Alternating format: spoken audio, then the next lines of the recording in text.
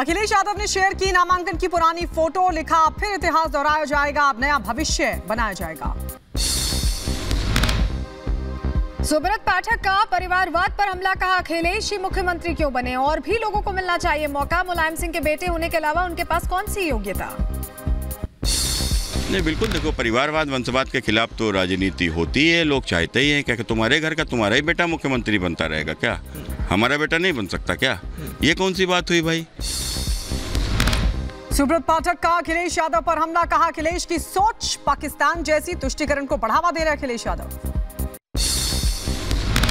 चुनाव है उसी प्रकार से अगर यहाँ पर अखिलेश जी किसी को भेजा ही था तेज प्रताप को, समझ में आ गया उनको, हमने पहले ही कहा था, लेकिन उनका घमंड था, नहीं किसी को भेज देंगे कन्नौज जीत जाएगा।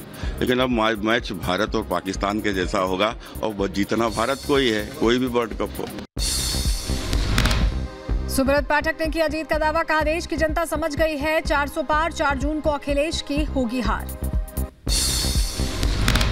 अखिलेश यादव के चुनाव लड़ने पर बोले शिवपाल यादव, कहा बीजेपी नेताओं के यहां आने से कोई फायदा नहीं होगा, अखिलेश यादव बहुत बड़े अंतर से जीतेंगे, सुब्रत पाठक कन्नौज में टिक नहीं पाएंगे, कहा शिवपाल यादव। अखिलेश यादव जीतेंगे और देखिए इनका तो वहाँ कोई नाम भी नहीं ले रहा है सुब्रत पाठक का, तो ये तो देख लेना सुब्रत पाठक कहीं टिकेंगे भी नहीं।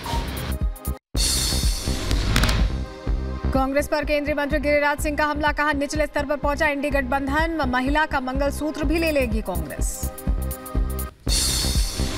इंडी घमंडिया टुकड़े टुकड़े गैंग अब इतने नीचे स्तर पर उतर गई है कि देश की महिलाओं की आधी संपत्ति मंगलसूत्र तक ले लेगी। गिरिराज सिंह का राहुल गांधी पर हमला, कहा राहुल के बयान में गंभीरता नहीं, राहुल का बयान सिर्फ मनोरंजन के लिए। देश में एक ही व्यक्ति है जो राहुल गांधी, वो बोलते क्या हैं, लोग हंसते हैं उनकी बात। चुनाव लड़ने पर बृजभूषण सिंह का बयान, कहा 27 अप्रैल को टिकट का करेंगे इंतजार, 29 अप्रैल से करेंगे ताबड़तोड़ प्रचार। अरविंद केजरीवाल की गिरफ्तारी मामले में ईडी ने सुप्रीम कोर्ट में दिया हलफनामा, का हाईकोर्ट से गिरफ्तारी पर नहीं थी रोक, आरोपियों ने नष्ट किए 178 मोबाइल फोन्स। आम आदमी पार्टी ने ईडी को बताया बीजेपी की टूल किट। दिल्ली में आप कार्यकर्ताओं का प्रदर्शन, हौज खास मेट्रो स्टेशन के बाहर किया विरोध प्रदर्शन। मध्य प्रदेश के धार में भोजशाला के सर्वे का 35वां दिन, परिसर में एसआई की टीम मौजूद, सर्वे का काम लगातार जारी। पटना के होटल में लगी भीषण आग, दूर दूर तक दिखे काले धुएं का गुबार, दमकल की गाड़ियां मौके पर मौजूद। जैसलमेर में भारतीय वायुसेना का टोही विमान हुआ क्रैश, हादसे में किसी के हताहत होने की खबर नहीं। बीएसएफ और पंजाब पुलिस ने तरनतारन जिले में बरामद किया चीन निर्मित ड्रोन, नशीले पदार्थ की सप्लाई के लिए ड्रोन के इस्तेमाल की आशंका, इलाके में तलाशी अभियान जारी। उत्तर प्रदेश के अंबेडकर नगर पुलिस को मिली बड़ी सफलता, जिला बदर बदमाश आलम मीन को पुलिस ने किया गिरफ्तार। यूपी के झांसी में पीआरडी के जवान ने फांसी लगाकर की आत्महत्या, परिजनों में कोहराम मचा। जम्मू कश्मीर के बांदीपोरा में सुरक्षा बलों का सर्च ऑपरेशन जारी, बांदीपोरा के कई गांवों में बड़े पैमाने पर घेराबंदी कर सेना का तलाशी अभियान जारी।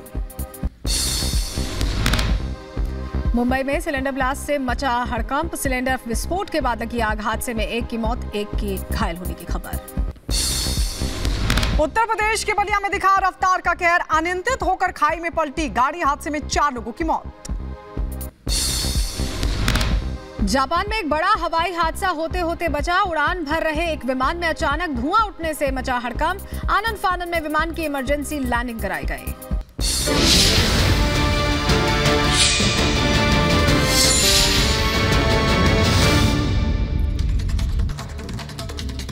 और उत्तर प्रदेश के मुख्यमंत्री योगी आदित्यनाथ ने कांग्रेस पर एक बार फिर बड़ा हमला बोला है। उनका कहना है कि कांग्रेस देश को बर्बाद करना चाहती है। साथ ही वो कह रहे हैं कि कांग्रेस ओबीसी आरक्षण में डकैती डालने की कोशिश कर रही है।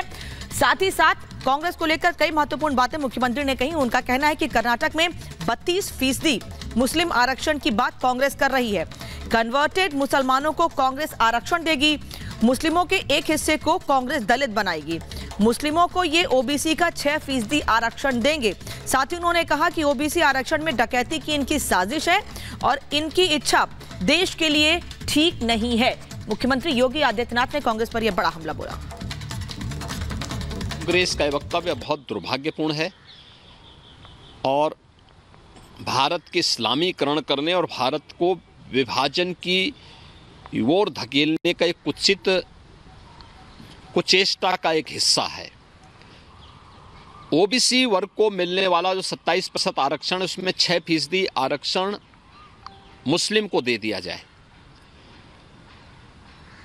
ऐसे ही उस कमेटी की रिपोर्ट में यह भी था कि दलितों को भी, यानी जो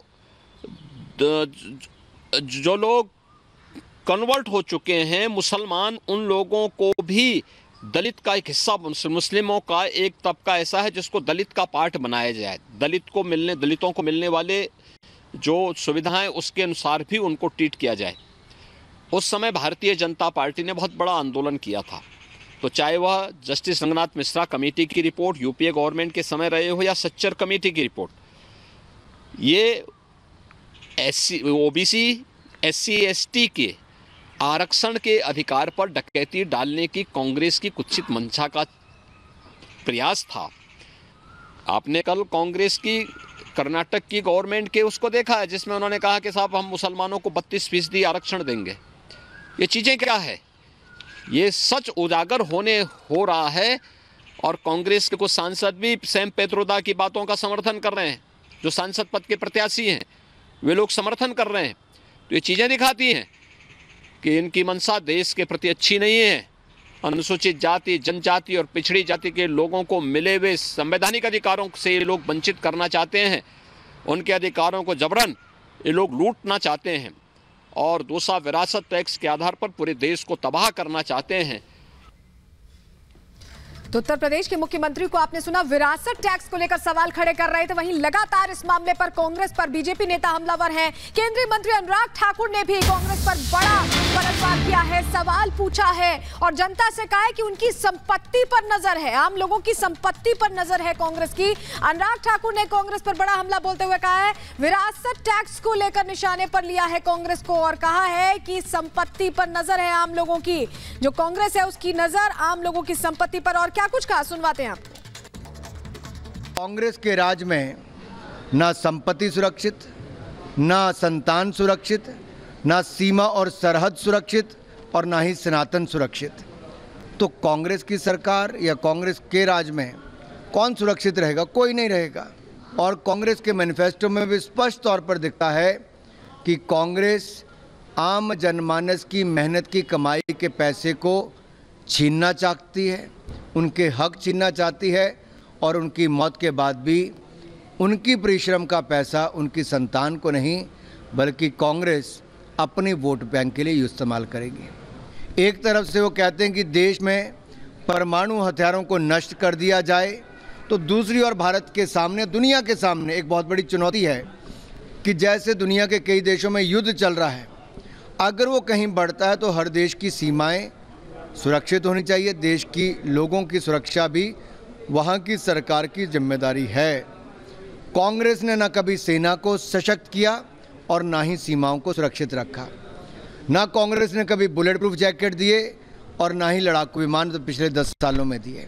ये दिखाता था कांग्रेस के लिए देश की सुरक्षा महत्व नहीं रखती। वो तो केवल रक्षा सौदों में दलाली खाने की ओर ध्यान देते थे और 10-10 साल तक खरीद नहीं हो पाई दलाली ना मिलने के कारण। तो कांग्रेस के नेताओं की तरफ